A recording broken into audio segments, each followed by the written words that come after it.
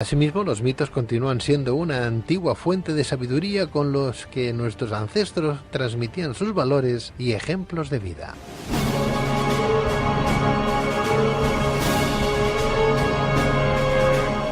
Los mitos en Grecia fueron uno de los principales vehículos de difusión de ideas en los que se intentaba explicar los grandes interrogantes humanos, como por ejemplo el origen del mundo, las causas de los fenómenos naturales, entre otros temas.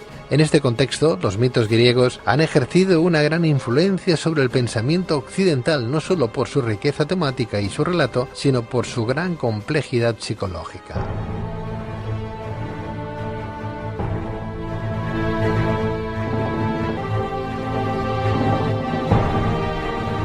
Precisamente uno de los mitos cretenses que ha llegado hasta nuestros días es el de Teseo y el Minotauro, cuyo contenido se presta a muchas interpretaciones relacionadas con el ser humano y su desarrollo, así como la complejidad interior del mismo.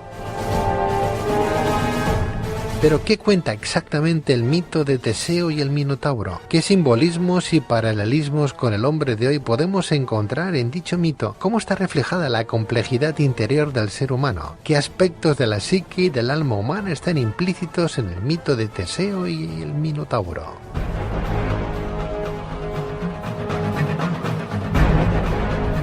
Para responder a estas y otras cuestiones tenemos con nosotros al doctor Isaac Jaulí, doctor en psicología, psicoterapeuta y miembro de la Sociedad Teosófica Española.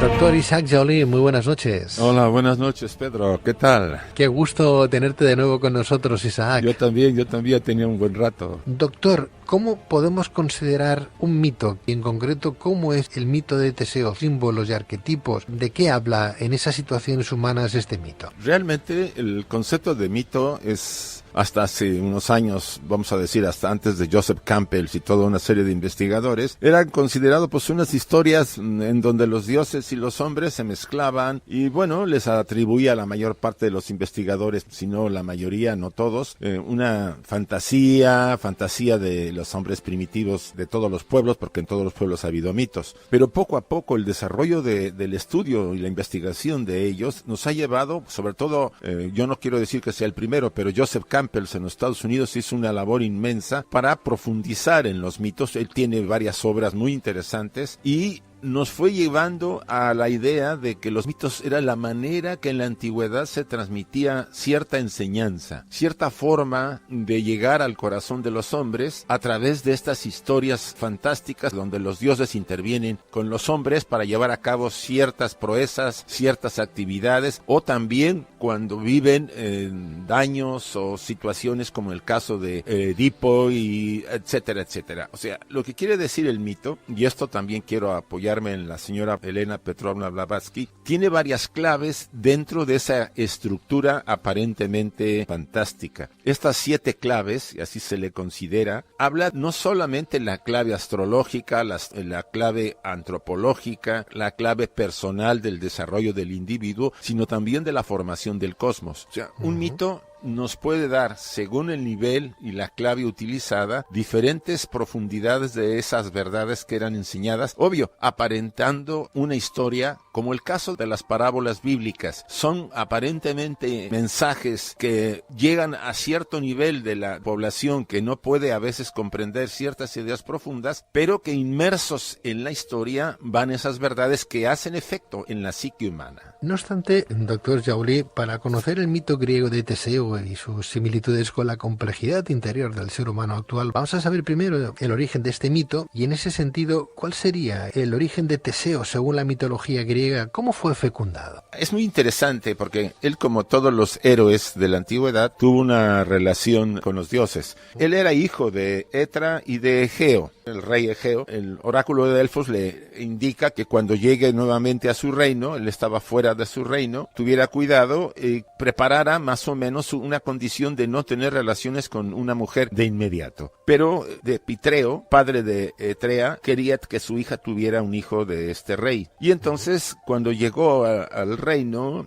aparentemente emborrachó a Egeo y fecundó a Etrea. Esa es la versión histórica, pero lo que nos dice el mito es que Poseidón, estando Etrea en el templo de Atenea, la posee y la fecunda, de donde va a nacer Teseo, el hijo de un dios y de una humana. Este elemento no es algo nuevo, casi en muchos de los mitos griegos aparece, y de otros mitos no griegos, donde la intervención de los dioses generan en los humanos un nacimiento de los llamados héroes. Y eso también viene mencionado en el capítulo 4 del Génesis, cuando se dice que los hijos de los dioses, viendo a las mujeres de la tierra en su belleza, las tomaron, las poseyeron, y de esas relaciones nacieron los héroes, los maestros y los gigantes. Allí se habla de gigantes. Es un nacimiento, vamos a decir, divino, una mezcla humana y divina, y este es el origen, aparentemente desde el punto de vista mítico.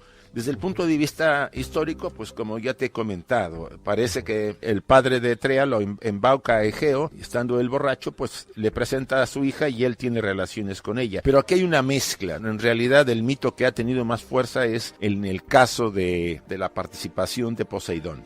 Hay que decir que Teseo en griego, en ese griego antiguo, significa el que funda. El que funda, sí. El que funda. Isaac, Teseo, que desde muy joven había destacado por su fuerza y su valentía, decidió dirigirse a Atenas en solitario para conocer a su progenitor sin temer los peligros que podía entrañar el viaje. Pero, ¿qué tipo de obstáculos tiene que superar Teseo en su odisea particular? Se le van a presentar varios, como a todos los grandes héroes. Si tú recuerdas el mito del Grial, cuando Parsifal tiene que salir del castillo para ir en la búsqueda del Grial, él tiene que enfrentar en ese bosque donde estaba escondido el Grial en otro castillo, tiene que enfrentar varios retos, obstáculos. O sea, ese es parte de la estructura de un ser humano. Cuando el ser humano está en su desarrollo, está empezando a tener esa edad en que tiene que enfrentar, no solamente ha resuelto la problemática de la relación con sus padres, porque se ha liberado de esos cordones umbilicales, simbólicamente, no que los deje de amar, sino que ha roto esas relaciones que le impedían salir de ese castillo. Ahora tienen que enfrentar otros peligros. Ahora el ser humano lo enfrenta en las grandes ciudades. En el caso de Teseo, se enfrenta a 4 ladrones, a 4 personajes muy interesantes: a Perifetes, a Sinis, a Exirón y a Porcustes. Los 4 tienen diferentes características.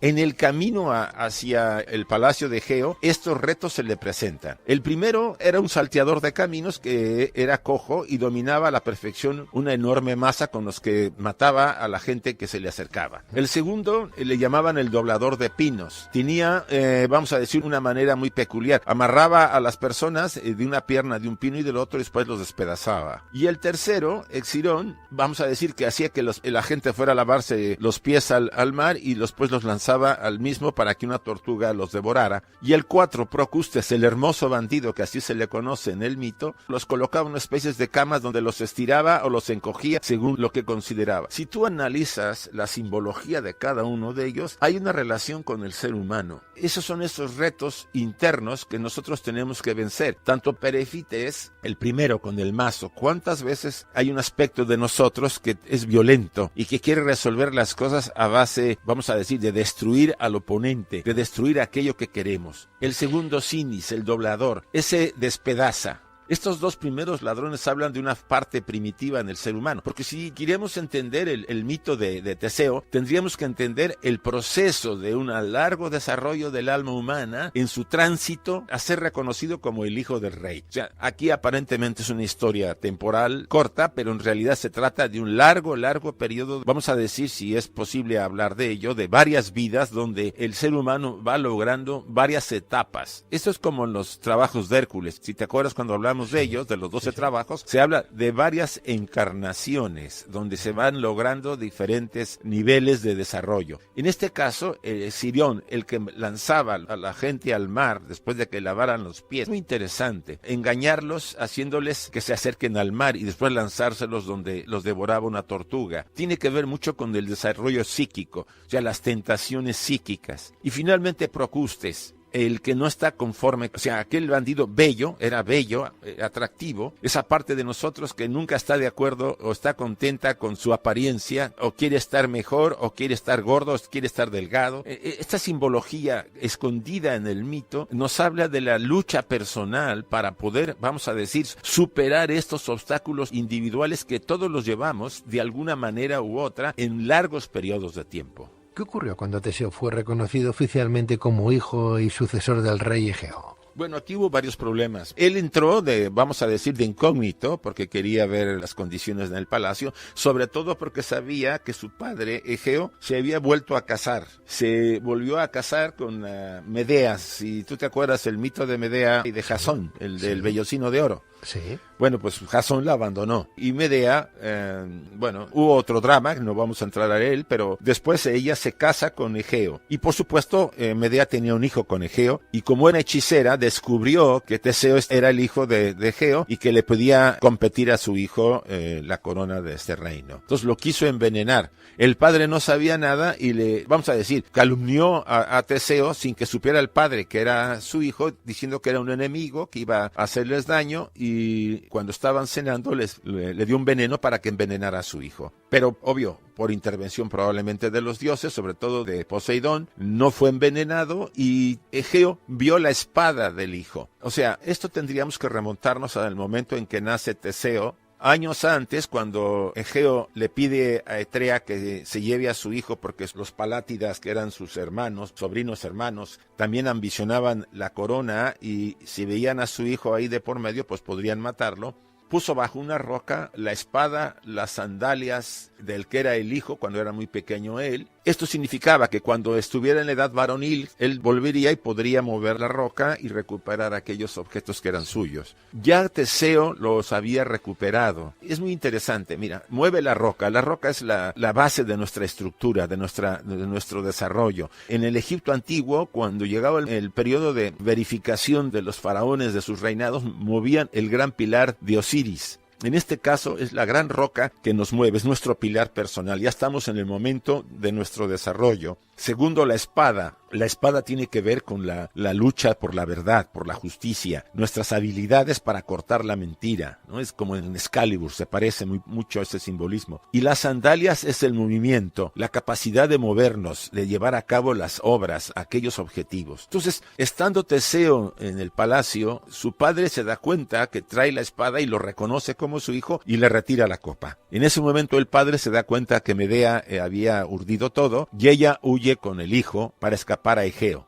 Mientras, previo a esto, habían sometido a Teseo a que enfrentara el toro del maratón. Teseo lo había vencido. O sea, todo esto ya pasa después de ese evento. Todo esto son pruebas que el héroe, o sea, que nuestra parte superior tiene que superar para poder llegar a ser reconocido por el rey. El rey significa nuestra parte más elevada. Egeo representa aquí nuestro yo divino, que siempre espera que su hijo retorne. Si te acuerdas tú de la parábola del hijo pródigo, recordarás que cuando el hijo pródigo se va y le dan su herencia y después cuando todo se lo gasta y está en la pobreza y regresa, el padre lo vuelve a recibir y le hace una gran fiesta. Hay una simbología muy parecida. Nuestra alma, nuestro ser que vuelve a nuestro verdadero hogar, al lugar donde hemos partido, a ese lugar superior divino que todos los seres humanos deberíamos reconocer como nuestro verdadero hogar y no la estructura del ego personal, la personalidad en su mundo lleno de obstáculos, de luchas, que todos nos van formando, es cierto, nos van dando lecciones, pero al final tenemos que volver a casa. No obstante, ¿cómo se enfrenta Teseo al monstruo Minotauro? El monstruo Minotauro está en el centro, vamos a decirlo así, está escondido en el laberinto. Los laberintos siempre han tenido una simbología iniciática desde la antigüedad. O sea, el laberinto es una especie de mapa de lo intrincado de nuestra lucha por salir adelante y liberarnos de esa confusión interior. Aquí aparece el laberinto como el inconsciente profundo de todo ser humano y en donde habitan seres de todo tipo. pero también hay seres oscuros. El Minotauro tiene que ver mucho con esa oscuridad. Si se analiza la historia del Minotauro, aunque no entremos a los detalles, vamos a decir que el Minotauro, hijo de Pasífae, tú sabes bien que engendra al Minotauro cuando se enamora de un gran toro, un toro blanco, que el rey de Creta primero le había pedido a Poseidón que le diera una ofrenda para dárselo a él, una ofrenda bellísima, y sale del mar un bellísimo toro, un toro blanco, que el rey de Creta tiene en su palacio, pero él primero que lo debía sacrificar, después no lo quiere sacrificar, le parece tan bello que no lo quiere devolver a quien le pertenecía, que era Poseidón. Entonces ahí hay una maldición. Pasífae se enamora del toro, difícil de entenderlo, pero en este caso así ocurre, en el mito, es un mito. Y entonces manda a construir un toro de madera, donde ella se mete y por supuesto el toro, el gran toro blanco, la fecunda. De ese amor perverso, de ese injusto y amor reprimido oculto en el inconsciente del laberinto, nace el Minotauro. Es lo que significa ese Minotauro, ese secreto perverso que muchas veces algunas personas, yo no digo que no los tengamos todos secretos, pero hay algunos que son muy poderosos y nos carcomen. Esos grandes secretos se deben comunicar. Aquí aparece ese amor perverso, pero puede ser muchas cosas que a veces llevamos a cabo y que no queremos revelar sin darnos cuenta que nos está destruyendo, porque lamentablemente le tenían que sacrificar a este Minotauro cada año 12 jóvenes, 6 jovencitos y 6 jovencitas. Lo único que hacían era nomás calmar esa parte, pero no la destruían y la volvían muy poderosa. Y además esos jóvenes significan la parte nuestra de nuestro desarrollo, o sea, nuestro futuro. Lo sacrificábamos por mantener ese secreto o mantener esos secretos dentro de nosotros. Ese simbolismo es muy rico y aquí Ariadna, que se enamora ella de Teseo, le dice: yo te ayudo para sacarlo. En esta parte, Ariadna es una parte de nuestra alma que tiende ese hilo, el hilo de la reflexión, de la mente, ¿no? De la mente iluminada por lo superior para poder vencer a ese secreto profundo. Entonces él amarra el hilo a la entrada y él se lo amarra en un tobillo y puede entrar y matar al Minotauro a puñetazos. Lo destruye de frente. Entonces así se puede vencer esos grandes misterios o esos grandes secretos personales, enfrentándolos, no ocultándolos ni reprimiéndolos porque se vuelven peor. Entonces Ariadna, cuando él lo vence, puede salir del laberinto, puede salir de esa profundidad que todos llevamos gracias a la ayuda del alma. Aquí la simbología es muy rica. Y es obvio que después regresan de Creta a Atenas, Teseo y Ariadna y todos los que lo acompañaron. Lamentablemente su padre Egeo lo esperaba en uno de los peñascos de las playas de Atenas, ahí por Palos, y cuando ve venir las naves, pensando que le había dicho a su hijo, si tus velas son blancas, quiere decir que has triunfado, y si son negras, quiere decir que no lograste y que has muerto. Como no cambia el color de las velas, porque se le olvida, el padre se suicida. Por eso al mar se le ha llamado también el mar Egeo, en honor al rey que se suicida al pensar que su hijo había sucumbido. Bueno, ese es el mito en general. Si lo podemos analizar, es la lucha de todo ser humano, de toda alma humana, por superar esa oscuridad que a todos nos tiene aprisionados. Porque todo lo que hace Teseo es prepararse para enfrentar al Minotauro. Todas esas pruebas de esos ladrones, las luchas con la esposa Medea, la esposa de su padre, todos esos obstáculos, Pedro, son formas de darnos lecciones para volvernos más fuertes, para enfrentar la oscuridad que algún día, como nos decía Dante Alighieri, nadie puede llegar al paraíso si no pasa por su infierno. Tenemos que pasar por esa parte para fortalecernos, para descubrir lo que está escondido, para reconocerlo. No se trata de publicarlo, se trata de que nosotros nos demos cuenta de todo eso que está en nosotros y eso nos libera. Al llegar a Creta, la princesa Ariadna se enamoró de él y propuso a Teseo ayudarlo a derrotar el Minotauro, a cambio de que se la llevara con él de vuelta a Atenas y la convirtiera en su esposa. Pero, ¿qué representa ese hilo de la princesa Ariadna que presta a Teseo para que éste no se pierda en la línea interior del laberinto? Bien, pues como bien indica nuestro invitado, el hilo de Ariadna pudo guiar a Teseo hasta el Minotauro. La razón es la capacidad que tenemos para guiarnos en la vida, y a diferencia del laberinto que solo tiene un centro y una sola senda para seguir, ver que la vida tiene muchos caminos y destinos, o sea que no tenemos por qué aferrarnos a un solo sendero, sino podemos encontrar multitud de puertas que nos llevan a lo mejor al mismo punto pero con otros matices. Refiriéndonos, por ejemplo, ¿qué simboliza el monstruo del Minotauro? Pues el Minotauro representa, entiendo yo, Isaac, todo lo negativo, como bien decías, que tiene un ser humano, sus deseos irracionales, sus crímenes y sus peores vicios. El minotauro permanece cautivo, nadie lo ve ni lo oye, como nuestra sombra, que apenas llega a la conciencia como una leve sospecha de su existencia. El minotauro es medio humano, medio toro y se alimenta de jóvenes que le sacrifican, ¿no? Bueno, nuestros miedos también estarían ahí dentro, ¿no? Serían nuestro propio minotauro, ¿no? En realidad el minotauro tiene una gradación muy interesante de aspectos nuestros, que van desde los más simples, aparentemente, hasta los más complejos. Pero no lo podemos enfrentar si no somos fuertes. ¿Cuántas personas, yo conozco por mi propia profesión, gente que ha querido introducirse? Yo tuve apenas una paciente, una chica que había estado excursionando en temas de liberar su inconsciente, de limpiarlo, o sea, por métodos aparentemente meditaciones, a ciertos trabajos que le sugirieron, y de llevar una vida, entre comillas, plácida y calmada. De repente los miedos la aterrorizaban y no le dejaban vivir. ¿Qué ocurre en estos casos? En primer lugar, improvisó esta persona. O sea, no estamos para improvisar cuando vamos a nuestras profundidades. Tenemos que fortalecernos. Si nos fortalecemos, podemos acceder gradualmente a ese minotauro. No es cuestión de lanzarnos y tratar de limpiar esa podredumbre que existe en nuestra propia profundidad, en nuestro propio infierno. Es cuestión de llevar la luz y iluminar aquello que, como el Dante, cuando hace ese viaje por el infierno, va viendo las diferentes características del mismo. Pero para eso debemos ser fuertes, profundos, o sea, tener la fortaleza, y eso nos los dan los obstáculos que vamos viviendo cada día. Es lo que le llaman en la India el sendero gradual. Si cada persona, trabajando con su propio ser y dándose cuenta de las actividades que desarrolla cada día, las dedicara a su ser divino, o sea, a su Cristo interior, a su Buda, a su Krishna interior. ¿Qué quiere decir esto? Que todo lo que haga, sea positivo o negativo, se lo dedique a esa parte, que no engorde más su personalidad. Si esa dedicación la hace constantemente, poco a poco su personalidad pierde esa fuerza y puede irse fortaleciendo para que cuando llegue el momento de esas grandes pruebas, de entrar a ver al minotauro, el alma esté en disposición, ahora sí, de echarle un cable, dándole ese ovillo para que pueda él entrar y no perderse, porque esas profundidades nos pueden perder. Ahora le llamamos perdernos la locura.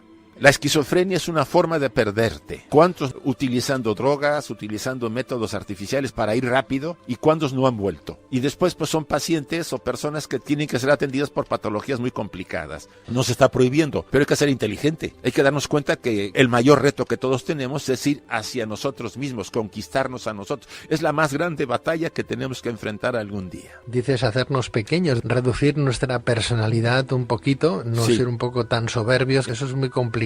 Y más para los tiempos que corren. Sí. Claro, la vanidad está ahí. ¿Quién no es un tanto vanidoso, no? Hombre, ¿a quién no le gusta que le den en la espalda una palmadita de agradecimiento? Por muy poco que sea, pero la vanidad es parte de nuestra complejidad como seres humanos, ¿no? Claro, el que llegue un momento a que nos desborde, eso es el problema, ¿no? Evacuar la mente, dejarla vacía, voy a limpiar mi mente de cosas oscuras que me causan pavor, que me causan daño, que me causan miedo, evacuar la mente para que entren cosas buenas, ¿eh? Como diría aquel viejo maestro, ¿no? Tienes que vaciar la taza de té para que entre café. Sí. Hay que vaciar la taza para que entren cosas y savia nueva. Pero somos capaces nosotros de hacer ese tipo de cosas. Nos miramos en el espejo y de verdad cuando vemos a ese soberbio, a esa vanidosa y vanidoso que refleja, somos conscientes de que no queremos ser lo que refleja o queremos ir con ese imperativo, ¿verdad? Con ese talante, erguidos, ¿no? Como aquí estoy yo porque he venido.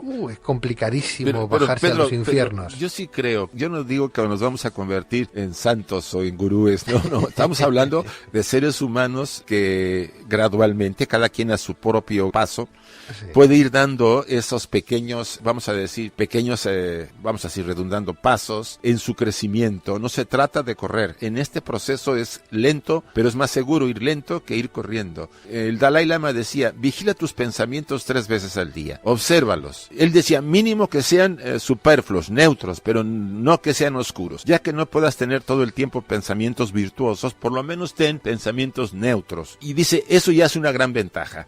Porque las vibraciones de esa energía, de ese pensamiento, no van a repercutir ni se van a instalar en tu psique. Cada vez que tú sostienes un pensamiento, vamos a decir tristeza, minuto y medio, así en tu psique, tus defensas bajan 30%.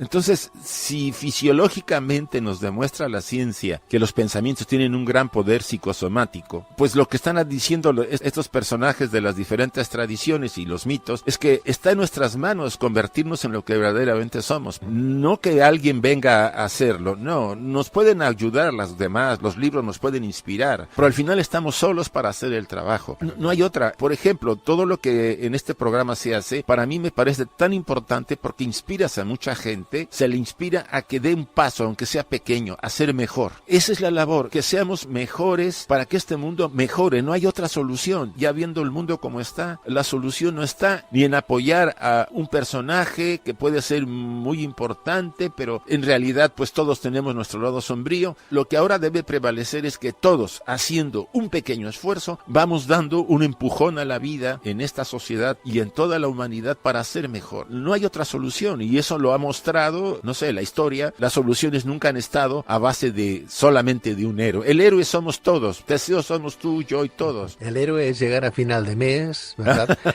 El héroe es poder mantener la familia, la pues casa, dar de comer a nuestros hijos. Y todo es importante. Y esos son los verdaderos héroes, ¿verdad? Sí, los héroes son los abuelos de hoy que ayudan a sus hijos porque se han quedado en el paro. Los héroes son los hijos incomprendidos que aguantan carros y carretes porque los papás no han sabido mimarlos ni darles un cariño. Pero al margen de todas esas cosas, ¿cómo se llega a ser héroe sin egoísmos, Isaac? Me explico. Somos 47 millones de españoles, 22 activos, ¿verdad? Más menos. Bueno, hay un paro tremendo en España, pero con €1 al mes, que no es nada, esos 22 millones de personas se convierten en 22 millones de euros. Sí. Que para ayudar a la gente que está desahuciada o que no pueden pagar las hipotecas, al menos durante un cierto tiempo, seguro que llegaría. Sí. Si todos diéramos €1 al mes. €1 al mes. No sé si cambiaremos al mundo, pero al menos lo vamos a intentar, Isaac. Eso es lo que me decía uno de los maestros de sabiduría. Inténtenlo. Lo intentamos, Pedro, cada día, como podamos, pero hay que hacerlo. Como podamos. Isaac, muchísimas gracias. A ti, Pedro, gracias por tu invitación y que siga todo adelante, que este programa, pues como te digo, inspira a mucha gente y que, bueno, sabes que cuentas conmigo cuando tú lo desees. Es un placer hablar contigo y tenerte como amigo, Isaac, gracias. Gracias a ti. Cuídate mucho. Gracias.